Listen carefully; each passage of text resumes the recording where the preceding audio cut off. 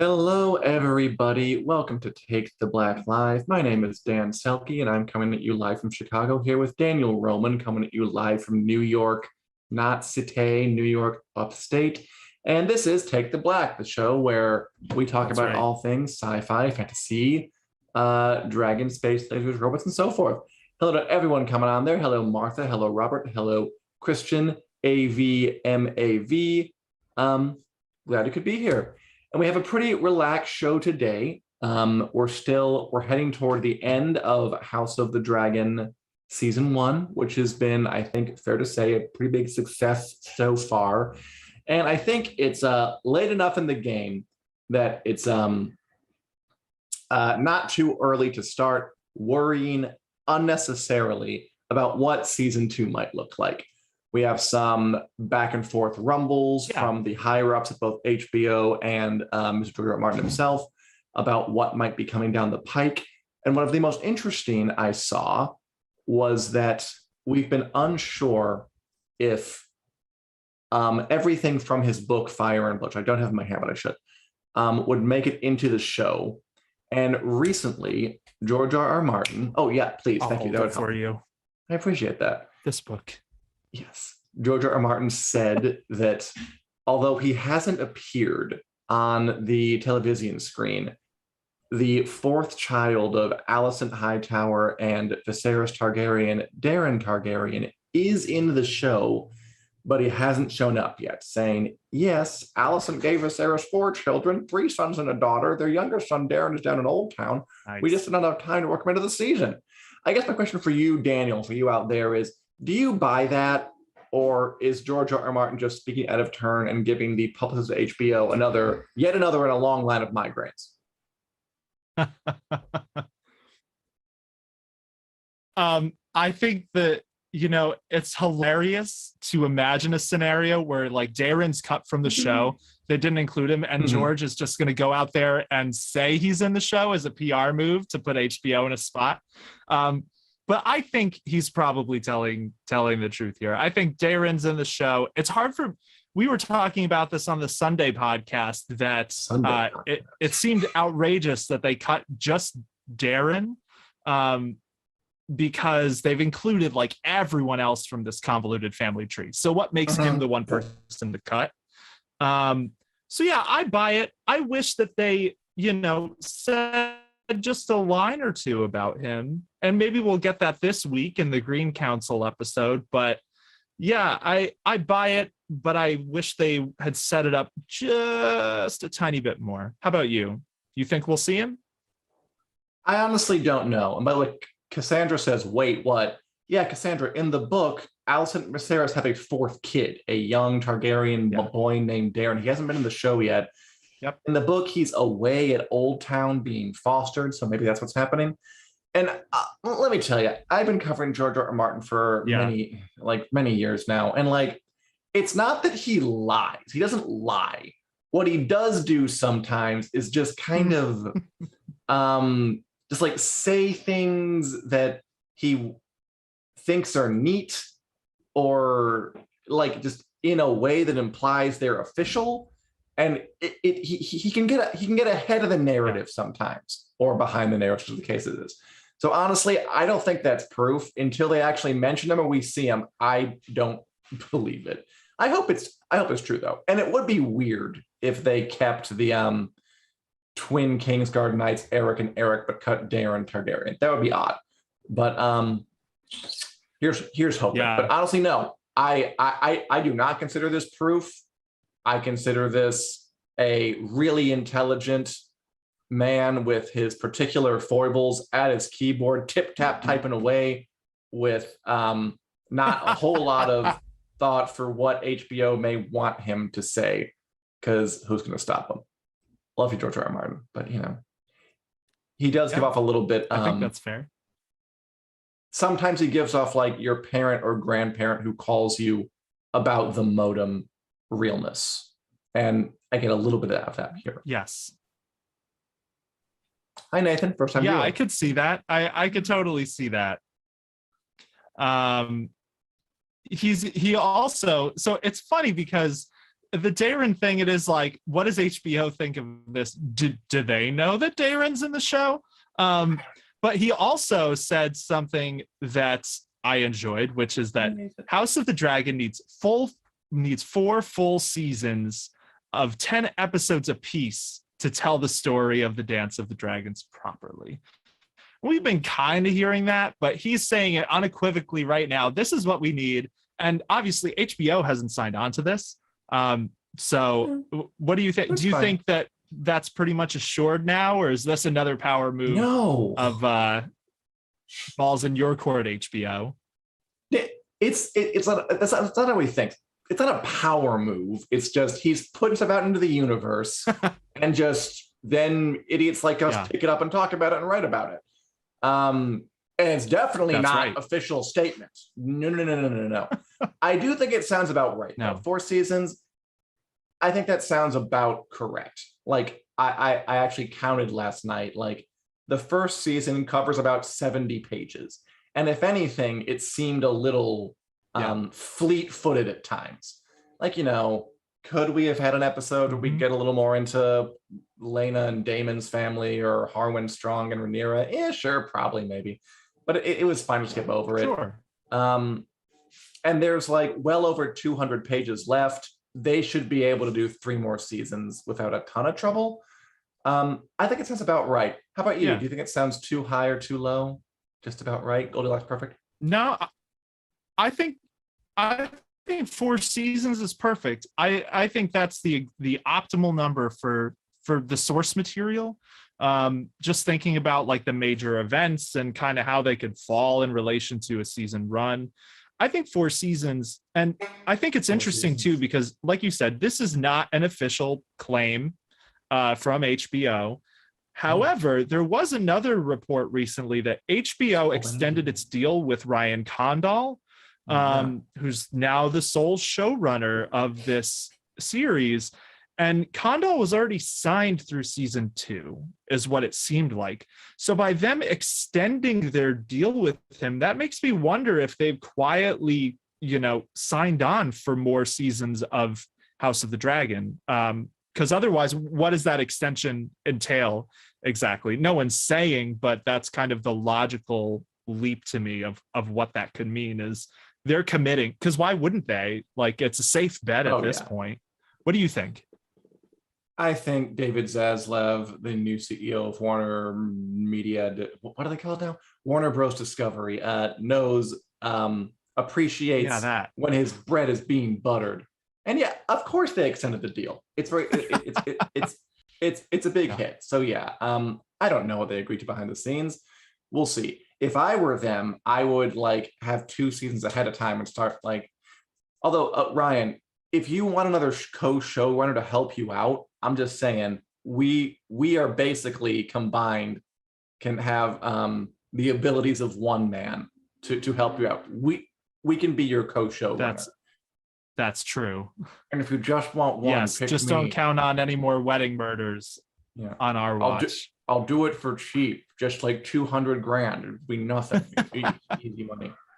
I don't know, but I'm glad it's happening. And then Miguel Sapochnik also has to deal with them. So they're happy to sign these deals with like these big producers, but they're also firing dozens more folk from the animation divisions, the unscripted script stuff over at Warner Media, but that's not really HBO. That whole mishigas is ongoing and frightening. But as long as House of Dragon keeps bringing in those numbers, I think they'll be fine. Yeah, I agree. It's definitely a little nerve-wracking just seeing HBO, like it has been on fire. The HBO, Warner, Discovery, Bros, Max, it's been a mess over there. But I'm glad it doesn't seem to have affected House of the Dragon over much. But we'll see. It's their golden goose right now, so hopefully that means they'll take care of it. Wait, Nathan asked, how far into the pre-production of season 2 are we? They have a curve because many times we're done. We have to wait a year plus. Yeah, almost positive that we'll wait over a year. We won't wait like probably like 2 years about that. because they didn't. 2024, I think. Yeah, probably. They're due to film next year. They didn't like renew 2 seasons out the gate, so it will be a wait. But you're right, they do have sets made. Although, I mean, the Dance of the Dragons goes places, so they have the Red Keep made, and that'll be useful through the entire show. But there's still a lot of stuff they're gonna have to do. Yeah, they're gonna have to make, I don't know, Tumbleton, and they're gonna have to make whatever. Does the town on Dragonstone have a name? I don't know what it is. They'll have to make. I don't remember off the top of my head. Lots of different places. Winterfell. Yeah, that'll be a take away Winterfell again. The Eyrie. I hope we see the Eyrie as well. Where there's going to be some world to the Eyrie. There will be world hopping next season. That'll be nice. That's kind of been the one thing I have felt was missing from this show a little bit, is just feeling like we're exploring a world, because so much of it's set in King's Landing. But yeah, I think different. Well, me too. I think that is one of the things that set it apart. But I think with the pre-production, Ryan Condal said a couple weeks back that they had just finished post for season 1, which actually is pretty good. If they're done with post-production like a couple weeks before the finale airs. But that means they're probably not very far into pre-production. Yeah, and don't you want Ryan Condal to have a break, man? Good Lord, let him take a little vacation to Tahiti or something. He can't just work right through everything. Yeah. He deserves it. Ryan, you don't want him to look like King Viserys by the end of this. Just hire us, Ryan. Just give us both on. We'll do it for cheap. 100K a piece. It's not going to be hard. It's going to be easy. That's right. Bring us on. And we guarantee results. That can be our catchphrase. That's true. Guarantee results on our cards. What are results? You decide. Yep. Speaking of results, Condal also said this week he doesn't buy into the House of the Dragon Rings of Power rivalry. Kind of echoed George R. R. Martin there, which is easy to say when you're winning the war. But he's also kind of right. One feeds the other, he said. More high budget fantasy is good. I don't know why I said speaking of results. I guess because I'm so disillusioned with the Rings of Power right now. What do you think? You think that's a fair statement from him? That it's just good all around that these shows are being made in general? Here's the thing. It's fair, and he's right. It is good that lots of fantasy shows are being made, not just the Rings of Power and House of the Dragon, but also The Witcher, also The Wheel of Time, also in the hopper, also Interview with the Vampire, also the Orville, like all these genre things that are being made right now and are getting a lot of budget put into them. It's good because Hollywood studios like success, and success begets success. I guess, he's right. The rivalry is manufactured in the minds of fans like me, and also fans on Twitter and stuff. Sure, it is. It's not real, but one show can. If one of these shows succeeds and one of these shows fails, it'll probably be because one was better than the other. And right now, I think it's looking pretty clear which one. I mean, because like it in the narrative, it's like let's say the Rings of Power gets canceled a couple seasons in, that it's just not worth the money Bezos is putting into it. It just wasn't enough. Like, I feel like people will say like House of the Dragon vanquished the Rings of Power, but I mean, not really. It's like House of the Dragon will have continued because it's getting watched, and the Rings of Power will have been a bit of a Tom Hanks-esque money pit that just wasn't paying off what they were putting into it. Yeah. So that's what'll happen. The narrative is false, but I like it because I like fighting. Yeah, that's fair. I think it's the narrative. It doesn't actually impact whether Rings of Power succeeds, right? Like, there is enough room for both of these shows to be good and get an audience. That's been pretty clear. Like, enough people have watched them that it's not like people are ignoring one for the other. They might like one more than the other, but ultimately, and this is the thing for me, there's room for 2 good fantasy shows. The question is, do we have 2 good fantasy shows? That is right. I think House of the Dragon, yeah, House of the Dragon. Obviously, I'm going to say it's amazing. Blah blah blah. You're on a Game of Thrones podcast. What else am I going to say? Rings of Power. I think it has some interesting television growing pains, which I'm excited to dig into that a little bit more soon, because I think it's hitting a pitfall that I think Game of Thrones season 1 avoided, a very specific pitfall with its writing. And yeah, the question is just going to be, can it step up its weak spots? Because I think it has more weak spots, but we'll see. Yeah, we have some great comments here. Fatma enjoys listening to us. Thank you, Fatma. I listen to myself. Thank you.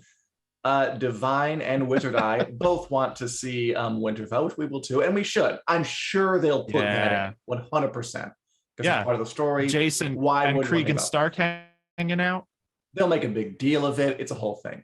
As Louis says, come on, Rings of Power is not good. Yeah, it's got. We'll talk about that in a bit. But also, all you out there, if you enjoy our insight, feel free to subscribe. And David Zaslav, if you're watching, if you enjoy our insights, feel free to hire us. The low rate, 200 a piece, 400K, not much. That's right, a steal.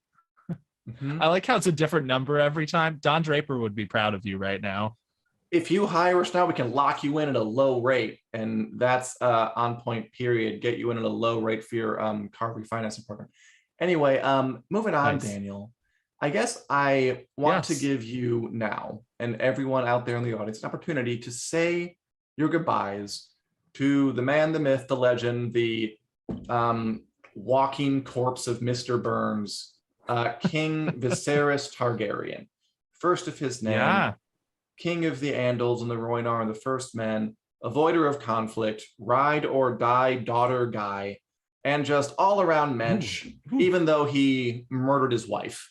I really grew to like this guy. And you know what? I'll say this. I think they have successfully done with Viserys Targaryen what Game of Thrones did with Ned Stark, which was have this character who was this huge deal in the first season, dies. And I don't see a reality where Viserys Targaryen's shadow doesn't loom over the rest of House of the Dragon in the way that Ned Stark's shadow loomed over Game of Thrones. They did such a good job with this. Paddy Considine just absolutely slayed it. You can tell he just committed himself to it.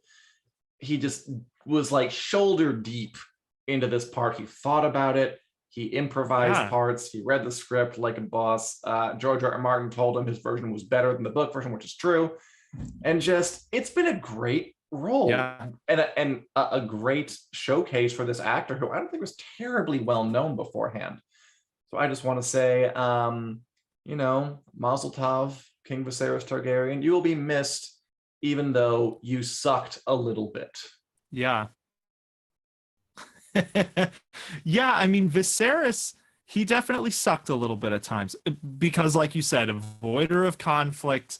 He avoided conflict too much to the point where things festered. But Paddy Considine in that role, I've been saying for weeks, if this man doesn't get an Emmy, doesn't at least get nominated for an Emmy, there's a problem. He at least needs to be nominated for this role.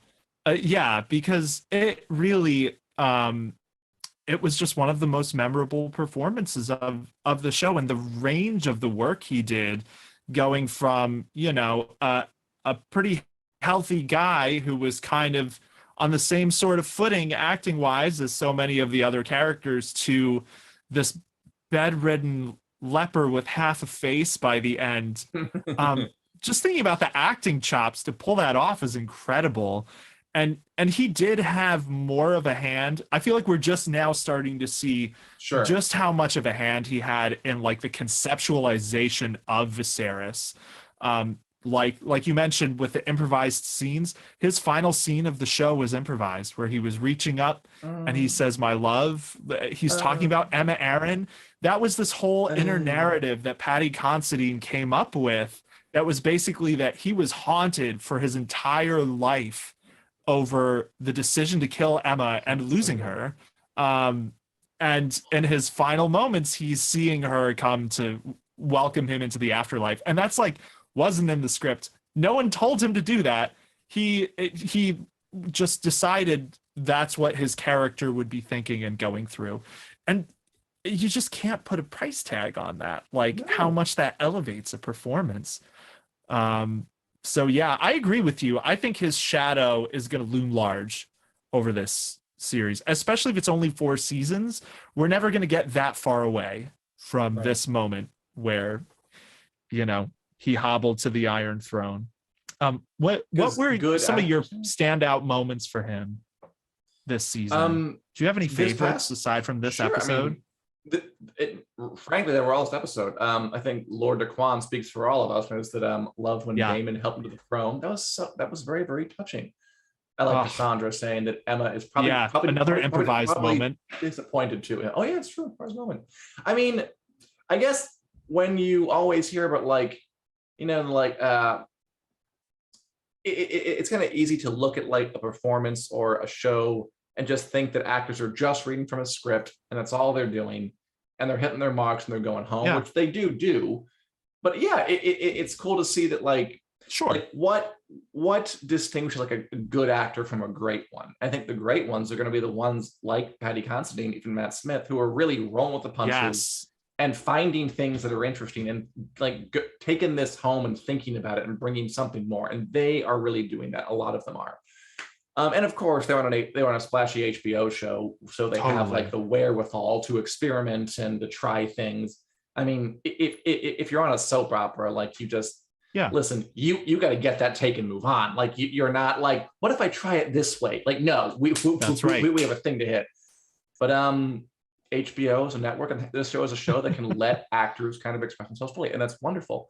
Someone up there said they hope that season 2 has a bigger budget than season 1, which that's a tricky one, because this first season is very expensive, and thinking about all the crazy dragon stuff we had for season 2, I don't know where. I mean, I'm sure they can find money somewhere for this kind of show, but they are gonna have to thread the needle and be careful and really choose where they use their budget, because we're getting to the point where, I mean, just there's not enough money in the world to have like dragons on that level of quality on screen all the time and still get the season out before 5 years is gone. You just can't do it. So it's going to be curious to see. Yes. I mean, $20 million together can buy you anything, but it doesn't, I guess. It can't buy you immediate returns, high quality TV episodes every year, just because human beings aren't that advanced. Because, I mean, blame the monkeys. Really quick, we'll get back to this. Lord DeQuan, I just want to say this really quick, and then move on to your amazing insights. Just 1 second. Can I finish? Can I finish? Okay. Lord DeQuan, sorry. Do it. Please finish. Lord DeQuan says he doesn't want to distract us, but he thinks that Andor surpassed Rings of Power and House of the Dragon. I will say I've been loving the hell out of Andor. I really have. I'm not sure tops House of the Dragon. Andor's great, but it's very, very good. Anyway, Daniel, what were you going to say? Yeah, I agree on Andor. I like it a lot. It's not over House of the Dragon, definitely over Rings of Power. But what I was going to say in terms of the budget thing, I think they are going to have to think really hard about how to, you know, there are so many battles and so many dragon battles that I'm sure they're going to have to decide where to put their focus, which ones are the most important. But it's also worth noting that, like, look at Rings of Power. That is a show that does have the basically infinite budget to do whatever it wants. Right. And that isn't necessarily making it in the best show. So I think you reach a point where you get diminishing returns with these immense budgets, where it can be really good, but you're still butting up against time and the writing to make it all gel. I'm hopeful that House of the Dragon is going to be good with the budget they have. And I would imagine it'll be bigger than the budget they had this season, because now it's a safe bet for HBO because it's a huge hit. Right. Yeah. But we'll see. I mean, once like those actors are getting paid $1 million per episode or whatever, I'm not sure they'll get to that point with 4 seasons. which is absurd, by the way. Like, just the money just piles up. Money's weird, man. What if we all just worked in exchange for dances and hugs? Like, that's my utopia, but we'll get to that in a minute. I mean, as Cassandra says, they just CGI. Yeah, it is. Like, it's just, no matter how much money they have, the Rings of Power isn't going to be able to get over why in the world does Mithril heal elves now? It's just a stupid idea. Like, they just can't get away from it. So yeah, and the one thing about that is you can pay a writer like millions of dollars to come up with that crap. Like, you can do it. And the writer will be happy for the rest of his life. I mean, at least financially, he'll be tortured inside for all time. But because I don't know, it's harder to like find a great writer than it is to find a great actor, because everyone can be impressed. I think there's more subjectivity in terms of like what good writing is, whereas great acting, I mean, you know, if you watch Robert De Niro in a movie and you're like, ooh, he convinces me, it's easier to sell. Where like people like so many different kinds of things, which I'm trying to explain to myself how you can spend so much money on a show and have it end up like this. Okay. Do we want to get into that now? Are we at that point? Is there anything else you want to say about King Viserys? Okay. He was good. I like him a lot. He was good. He hasn't watched the episode. He doesn't know if he ever will, which is kind of fun. It's because some people don't like to watch themselves, and he's one of them. I am tired of like those headlines that are like, why does no one on the House of the Dragon has watched Game of Thrones or read the Fire and Blood? Who cares? Like, they have lives. It doesn't matter. Like, they're hired to do a job. And I just don't like when, like, I don't know, news outlets treat actors as if this isn't a job for them. And if you take it home and do more, great. Yes. But like, if you just come in and you just read the lines, fine. Like, you're not required to hang it on Reddit and like be deep dive into theory. Paddy Considine is an exception. Paddy Considine, by the way, just himself seems like a delightful man. There's that video of him like twirling his cane on set and saying he's serving Targaryen, straight from RuPaul's Drag Race. Oh, just a great guy, Mensch. Yeah, I love that. He was just like, when am I ever going to have the chance to do this again? I have to. So fun.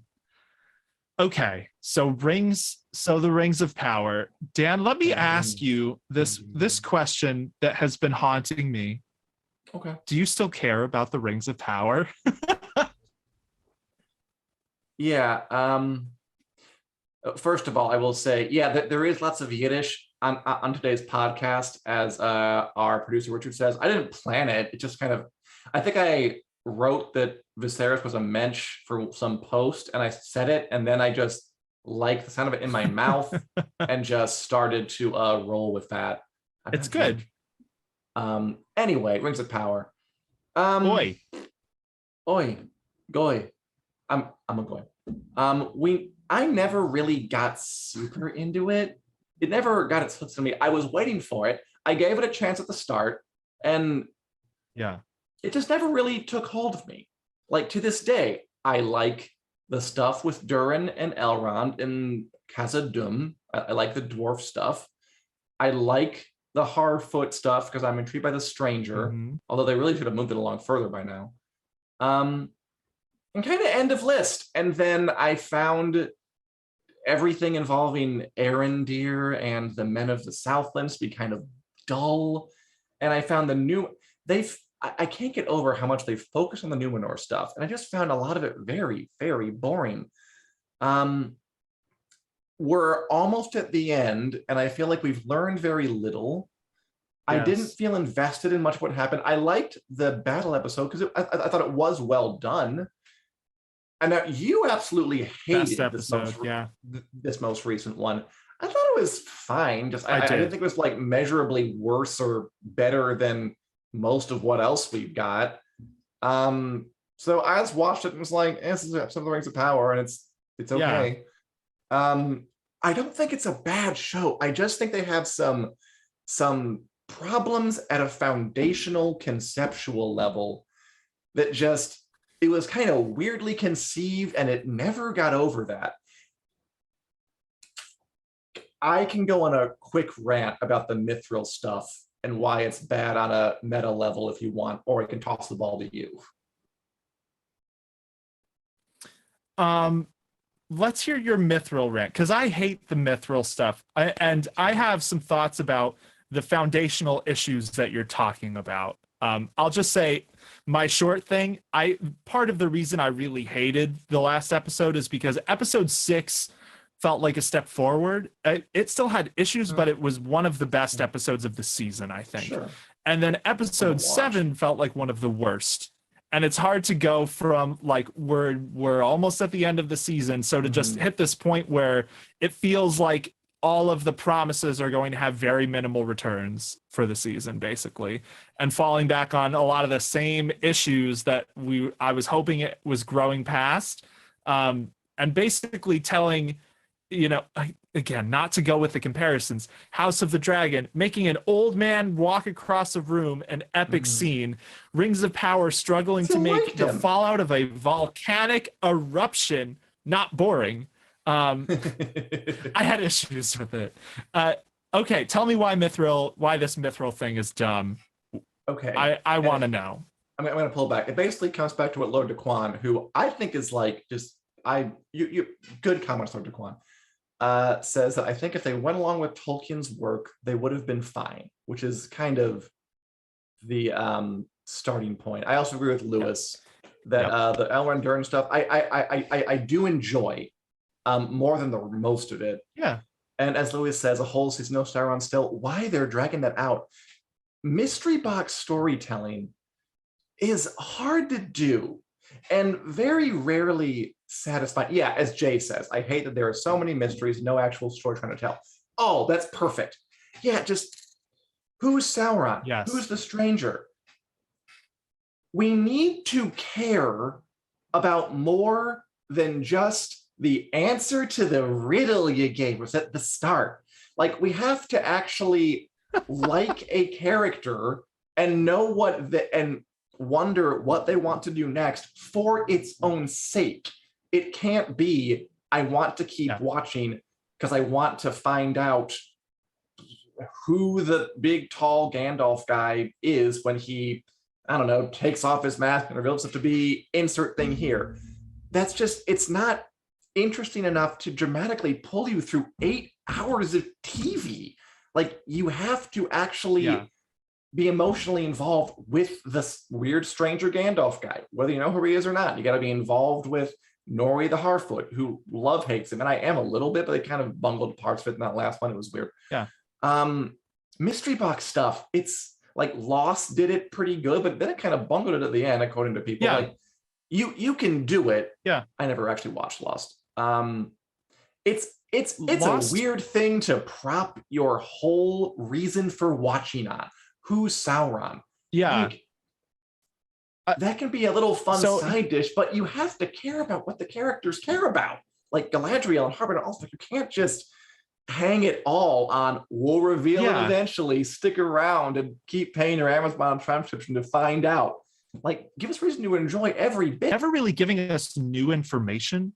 Like the Stranger's a great example, right? Where we basically, in his first appearance, we find out he's magical. He has some kind of magic. He magical. And then we see him use it in different ways, but that's not really telling us anything new about him. And, you know, Lost is a great example of this, actually, because Lost is it constantly introduces new mysteries all throughout, and fans are divided on how well they liked how it resolved. Yes, personally, I'm a Lost apologist. I enjoyed it more than I had issues with the end. But the thing they did really, really, really well was making you care about the characters and always introducing other mysteries.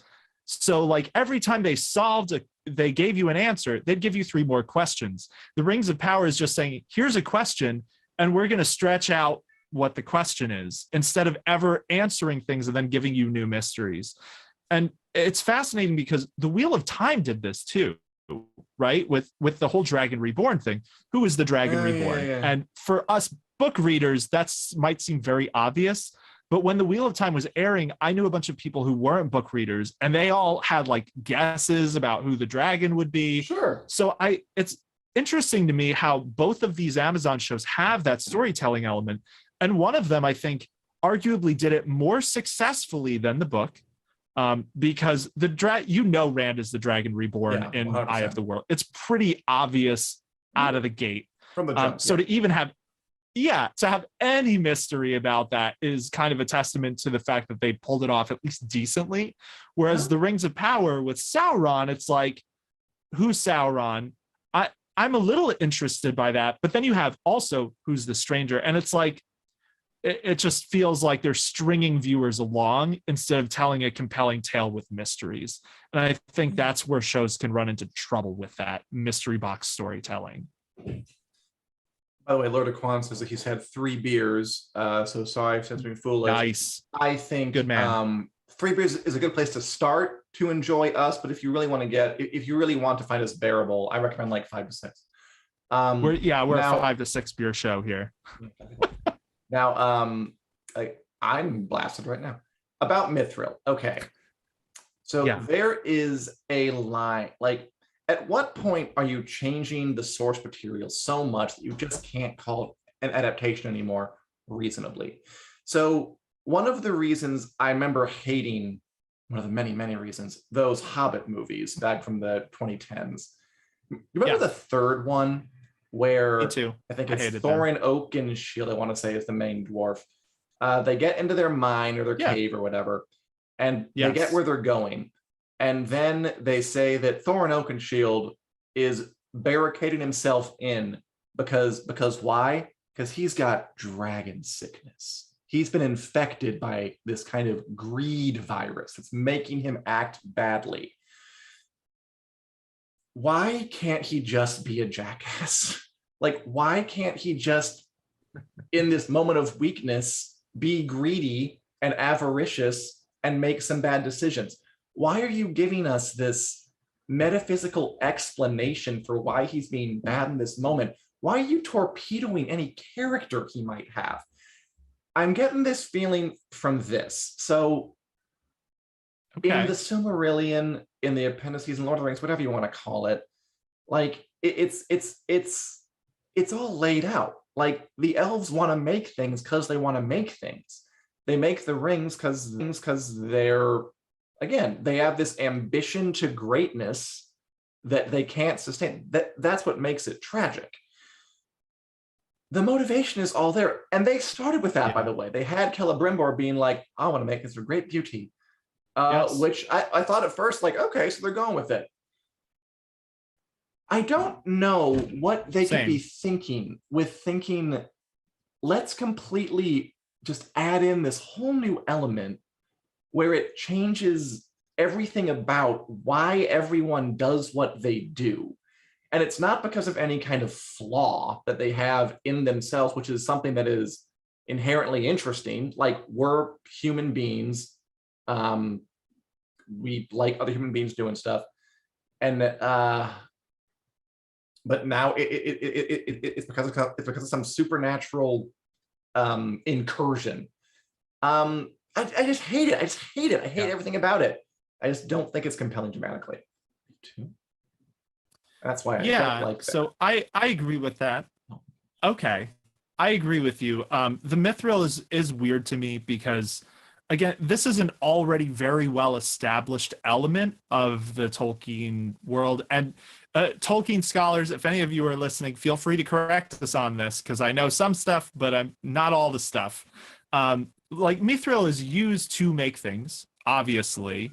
Like great works like that gate to Khazad-dûm that you have to say friend to enter, that has Mithril in it. So there are ways it's used for magical things, but to make it kind of a MacGuffin for healing the elves, one is weird because it changes the nature of this item, but two, it also kind of devalues this idea that the dwarves wake up the Balrog with their own greed, because now it is a quest to save the elves, and that kind of it undercuts the whole theme of the fall of Khazad-dûm. And again, we have to see where it's going. It's possible it could still come back around to that, but so far from what we've seen, I'm not confident that it will. Let your characters be assholes. A lot of people are assholes. We like watching assholes. Give me more assholes. Is basically my takeaway. Yeah. Thus House of the Dragon. So this kind of brings me around to like, so the thing that I find interesting with the Rings of Power, it is a gorgeous show. It has pretty amazing music, pretty great like casting and acting, and good prosthetics and makeup. The thing that I think really makes it fall short is the beat by beat writing, getting from point A to B in compelling ways that keep viewers interested. And I'm not trying to knock anyone here. I'm going to put this out there right now that I think Rings of Power gets a lot of bad faith arguments about why it's not good and stuff. I don't buy into that. There are things I like about it and things I don't. I think it's interesting, though, because the showrunners of Rings of Power, J.D. Payne and Patrick McKay, have never made a television show before. They scripted a couple of movies that didn't end up getting made. And they basically won Amazon over with their pitch for this show, which I do think setting a show in the Second Age is probably the right way to go with a Lord of the Rings. If you're going to make a Lord of the Rings show, this is a good pitch to do something about the Second Age. Yeah, I dig it. But the beat by beat writing, getting through things compellingly, making sure everything makes sense, those kinds of things, I feel like this is really showing, kind of contrasting with season 1 Game of Thrones. So behind the scenes of that, there was a similar issue with the original Game of Thrones pilot. James Hibberd talked about this in Fire Cannot Kill a Dragon behind the scenes book, how the original pilot, that book, there were issues with it. So what HBO did was say, go reshoot the pilot. We're going to give you showrunners, another partner who is one of our experienced TV people, to help make sure that we get through the writing smoothly and make the show as compelling as it could be. And that's the kind of thing where like a seasoned network making a show would think to do that. Whereas Rings of Power, it has an experienced showrunners, the same as Game of Thrones, who are very passionate about the world and the lore, but Amazon didn't maybe know enough to pair them with a seasoned TV vet to make sure that the actual beat by beat writing of the show makes for compelling television. And I think that's give you our where guy it's in running charge of men's apparel on Amazon.com. Can he help? Yeah, exactly. Yeah. And it's fascinating. Like, I'm not rooting for Rings of Power, but it's fascinating because then you look at Amazon's biggest other success, which is probably The Boys. And Eric Kripke is a seasoned TV vet. And that's why The Boys is so good, because he knows, he made Supernatural. He knows the game, man. He can make good television. For like and he kind of decade. talked to, and he knocked this idea of like, we're making 8-hour movies and we're not making 8 episodes of television. He said this a few months ago, and it just feels so prophetic for the Rings of Power. Kripke was basically like, no, you're not, man. You're making television, and you can't ask people to wait 8 episodes for things to get interesting. That's not the way TV works, and you never would have survived in the network television game scripting that way. And I think what we're seeing right now with the Rings of Power is kind of the backlash to that exact pitfall. So that's my Rings of Power rants. I've been holding it in. Thank you everyone for listening. I agree it. I rubber stamp it. Has my approval. Love it. Print it. Move it on. We'll blast on through some. You guys are being so great in the comments. As Craft Mama says, we love assholes. Look at Damon and someone else with your comment was zipped away. But yes, completely agree. And Lord Daquan, The Boys is pretty good. I think it's probably the best show that I've watched on Amazon. Because it has experience. Aside from The Expanse, but that's another cheaty example. Well, that I've watched because The Expanse already. Oh, fair. Well, that's another cheaty example because The Expanse already had a team. Amazon just bought their successful television team and said, we'll give you more money to keep making your show. You should just like keep an experienced producer man around to help out the new idiots on the block when they hire some new idiots to do something. And everyone's an idiot. I'm an idiot. And I'm not saying it's a structure thing. Okay, really quick, because we are going really long. Watch anything, Yes. Daniel? Yeah. What are you watching? I went on a spree this week. I watched so much. So I watched the first 3 episodes of Andor. Totally agree. It's great. I have Star Wars burnout. Good. I've been really enjoying Andor. It's a good show. And it's a bunch of it's kind of like, because it doesn't have Obi-Wan Kenobi or Boba Fett. Yeah, it just needs to rely on its own merits of good writing and good storytelling and good everything else. And I think it's doing great. So I watched that. I watched the new Hellraiser movie, which was excellent and horrifyingly gory. Definitely watch it for spooky month if you have a strong stomach. Big addendum. Werewolf by Night, which was surprisingly good. It was really good. It's just a 1-hour Marvel short movie, and it's kind of their take on the classic Universal black and white horror movies, and it's gorier than like anything Marvel's done. So nice. It was pretty good. And then She-Hulk's Daredevil episode, which was fun. That's cute. Yeah. What about you? What have you been watching? Really fast. So on Friday, had some friends over to watch the Loretta Lynn biopic, Coal Miner's Daughter, to celebrate Loretta Lynn's life. She died. Oh, I've seen it many times. I've seen it once. Yes, it's good. She was born because I love Loretta Lynn, and she died. I'm sorry about that. And then the next day, went over to a friend's house who's like a camp fan, and he showed us Attack of the Killer Tomatoes from 1978. That was funny. That was cute. And then on Sunday, went to the Music Box Theater in Chicago and saw Singing in the Rain on the big screen. Never seen it. Gene Kelly. Nice. It was amazing. Why does nobody dance like that anymore? We should dance like that more often. He was great. That's right. First time I've ever seen it. Oh, so good. Okay, and that's what I'm watching, and I know that we're running long, so what? No, I had not seen it, but the first time I seen it was on a big screen, and I don't regret it because it was pretty damn remarkable. Have you ever seen it? Yeah, that's a great way to see it. Yeah, I have seen it. Not on a big screen though. I feel like that is the way. That's a great way to experience it for the first time. That's awesome. As Nicole says, enjoying Interview with the Vampire. I am too. I'm going to watch the next episode tonight. As Crap Mama asks, what do you think of the fiasco of the She-Hulk? Even my kiss at the CGI was bad. I thought She-Hulk, I have watched it. I just thought it was, I said it before, it's fine. It's so fine. I watch it and then I forget it. I don't have anything against it. I can't get passionate about it. And Julie asked, have we seen a sneak peek of The Witcher? Not yet, Julie, but if we do, we will certainly tell you all about it. Yep. Haven't seen anything for The Witcher yet.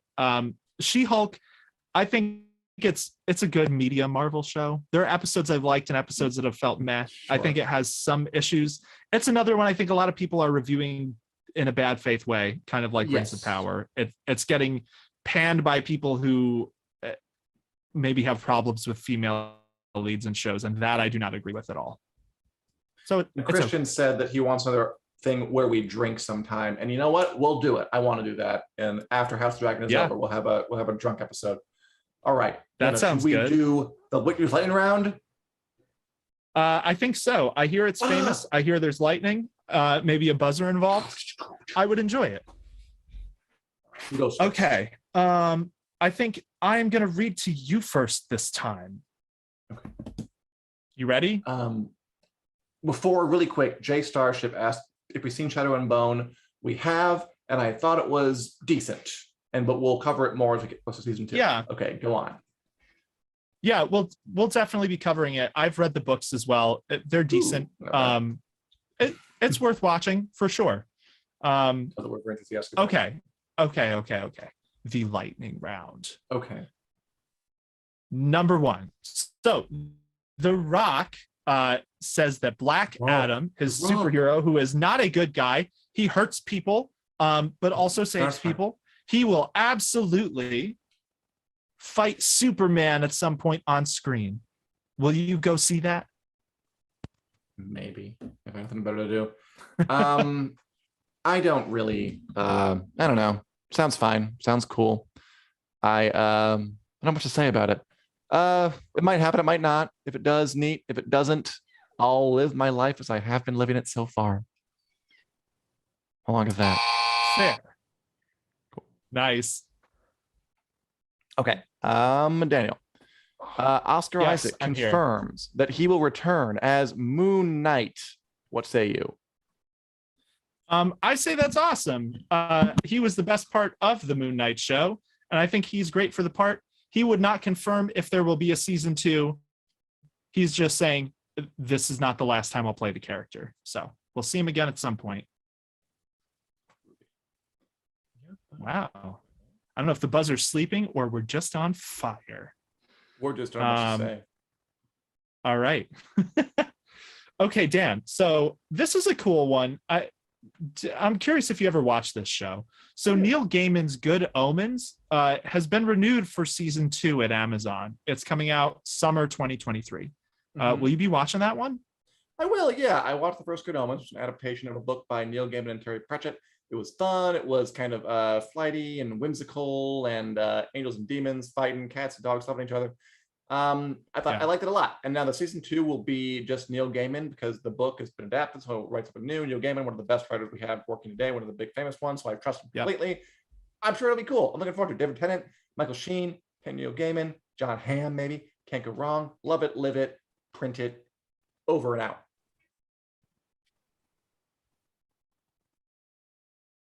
Nice. Right. Yeah, I'm excited for that one. Moving on. I'm excited for that one too. Oh, the Wheel of Time show has revealed its first looks at Donald Finn as Matt, replacing Barney Harris, and at Sarah Kavni as Elaine, which are 2 important characters, obviously, and they are coming. Yeah, so pretty exciting. The Wheel of Time had a panel at Comic-Con this past weekend, and they showed the first images and apparently the first scene for Donald Finn as Matt, and Sierra Coveney as Elaine. Like you said, 2 huge characters who are instrumental in the entire story. So it's nice to see those roles, see what they look like in those roles. I'm hopeful. I'm hopeful they'll be good. Nice. The buzzer is not working, but I think we're getting exactly 20 seconds, no more, no less, within like an atomic amount of time. I think we're doing really, really well. Definitely. I have a stopwatch. Should I get it out? Nah, we're doing good. I say we keep rolling. Yeah. Okay. So this next one, Game of Thrones veteran Bella Ramsey, who played Lyanna Mormont, she is going to be playing the lead Ellie in HBO's The Last of Us series, and was encouraged not to play the games at all. Dan, how do you feel about that? Do you think actors should have to play video games? Ooh. No, I think it's perfectly fine. Bella Ramsey can play or not play Last of Us. It goes back to what I said before. Like, you don't need to watch the show, read the book, play the game. If you're an actor and doing your thing, you'll do a good job. You won't do a good job on your own merits. I'm fine with that. Bella Ramsey's very talented. I'm looking forward to seeing that show. That show could be really, really big. That's like their big next show. Oh, the buzzer went off. Okay. Nice. That was good. That buzzer worked. All right. Daniel, Amazon executives were reportedly shitting their pants over the success of House of the Dragon. 4 seconds on the clock and go. Yes, they were. Again, this is reportedly, according to an insider, they were looking at House of the Dragon kind of as a benchmark. This is how successful a show like this could be, and it's very successful, maybe compared to ours. So I hope they get new pants.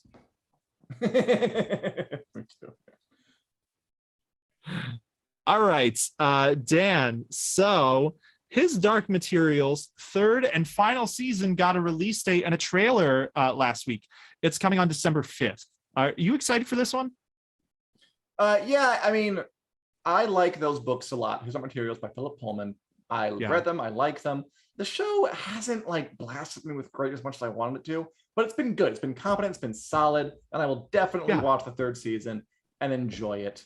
His Dark Materials, if you haven't checked it out yet, very unique kind of sci-fi fantasy thing. Yeah, I feel like competent and solid is exactly how I would describe that show. It's not right. It doesn't blow me away, but it's good. But you know, sometimes competent and solid is what you want out of life. That's just fine. I'll take it. That's right. Before we go, I also want to say that Angela Lansbury died the other day at age 96. Mrs. Lovett, Gaslight, the Teapot from Beauty and the Beast, Bedknobs and Broomsticks, Jessica Fletcher from Murder, She Wrote. The list goes on. She's a great actress, great screen actress, great stage actress. She'll be missed. Last week, Loretta Lynn died. Watch Commoner's Daughter. I think this week we'll watch Gaslight to celebrate Angela Lansbury's life. So just R.I.P. Angela Lansbury. And that's the end of our show. Thanks for watching. We're here every Wednesday at 4 p.m. Central Standard Time on the Winners Coming Facebook page and the Winners Coming YouTube page. We also do extra shows for 2 more weeks running of House of the Dragon recap episodes right after the episode airs, those very same places. And we're available in podcast form on Google Play, iTunes, wherever podcasts are available. If you're on YouTube, be sure to hit the like button and the subscribe button. I'd ask you to leave a comment, but you already did that, you wonderful people. So thank you for watching. Thank you for being with us. We're going to see you in a little bit. And God bless Mrs. Potts. See y'all Sunday.